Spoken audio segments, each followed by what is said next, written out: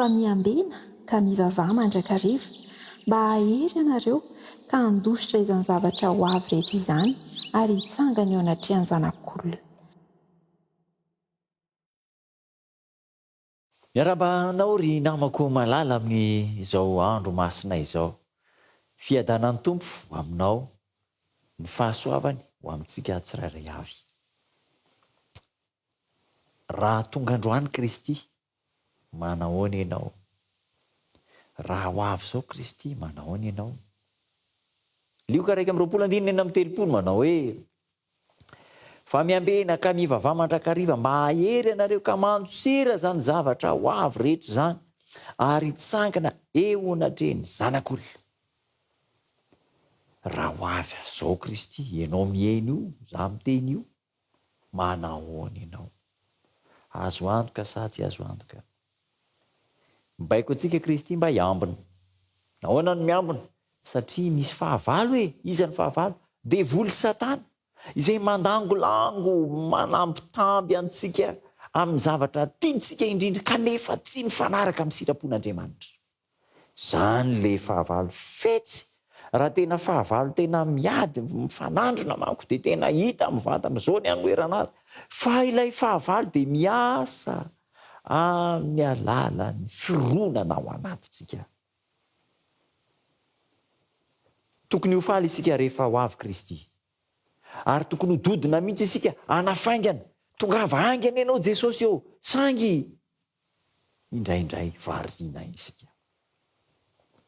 Misy manao hoe raha fantatro fa ho avy afaka fotoana vitsivitsy Jesosy Kristy dia io manaingana. Amboariko ny fiainako. Kanefa fantatsika fa tsy maintsy ho avy izy. Dia tokony ny ataontsika fotsiny dia izao: mihomana isan'andro isan'andro. Tahaka ny hoe tsy manana afa-tsy ny androany isika rehetra. Isan'andro isika dia tokony hiaina toy ny hoe ho avy Kristy. Any amin'ny Petera 2:3 any manao hoe: ela loatra Kristy, lasa mironana, mihevaeva ny finoana. Ela loatra ny mpapakatra, ela izy vao tonga. Tsiry namana, mampirisika anao androany amin'izao feonantsika izao mba hampiala ny sainao amin'ny zavatry ny tany ka hifantoka kosa amin'ny zavatra ara-panahy mandrakizay. Tsy tokony ho afa-po velively amin'ireo zava-bitantsika izay nataontsika ankehitriny isika. Raha manao ny ezaka rehetra isika hanatrarana ny idian'Andriamanitra ho antsika, raha mangataka fanampiana avy amin'ny Kristy mpamonjy mahery isika, dia izao omeny antsika tokoa ny hery sy ny fanampiana rehetra izay ilaintsika mba handresentsika ny fahavalo. Omeny antsika ny hery ahatonga antsika ho mpandresy amin'ilay ady izay atao hifanandrinana amin'ny ratsy.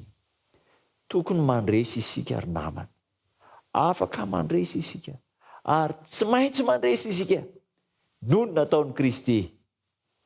Tsy ambarahatelo, raiso Kristy miara-miato aminao, miambena, mivavaha mandrakariva, indrindra amin'izao andro farany izao, ho tahian'Andriamanitra ianao. Raiso izany fanapahan-kevitra izany. Dia araka hivavaka isika. Toa mitsara misaotra anao zahay satria tianay ianao. Misaotra anao noho ny famondramponao. Mamela ny elokay. Indraindray ka mivavaka izahay noho ny azakazaky ny fiainana, ny arerahana, ny programa mifanotana maro isan-karazana. Ka mivavaka alarobia hariva, zoma hariva, ny sabotsy, ny lahady amin'ny fotoam-bavaka. Adinona ireny Tompo, omeo hery izahay manantonana anao ka handraisana ny hery indrindra, tsara indrindra, mahomby indrindra, andresena ny fahavalo. Io ny tsirairay avy hamasiny ny fiainanay amin'ny anaranao Jesosy Tompo. Amen.